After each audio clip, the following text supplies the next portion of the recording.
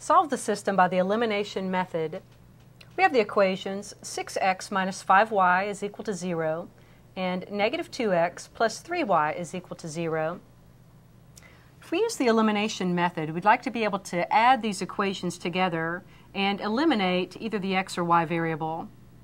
As it sits right now, that won't happen, so we're going to have to fix one of these equations.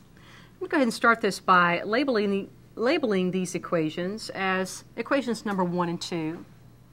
And let's go ahead and choose the x variable to eliminate. We've got a coefficient of 6x in the first equation. We can turn this negative 2 into a negative 6x pretty easily if we multiply that equation number 2 through by the number 3. So let's do that. 3 times the negative 2x is a negative 6x. 3 times the 3y is a plus 9y, and that's equal to 3 times 0, or 0. I'm going to go ahead and label that as equation number 3 since we've changed number 2 up a little bit. Let's just rewrite equation 1 now, which is 6x minus 5y is equal to 0.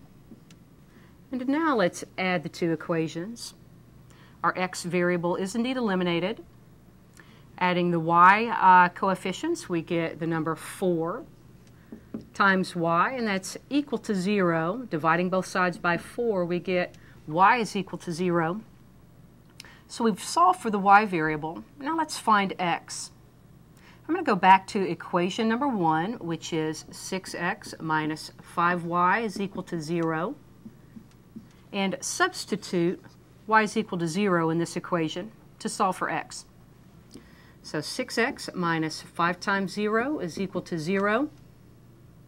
5 times 0 is 0, leaving 6x is equal to 0. And dividing both sides by 6 gives x is equal to 0. So we've solved the system. We have x equals 0 and y equals 0. Let's summarize by writing the solution set is the point where x is equal to 0 and y is equal to 0.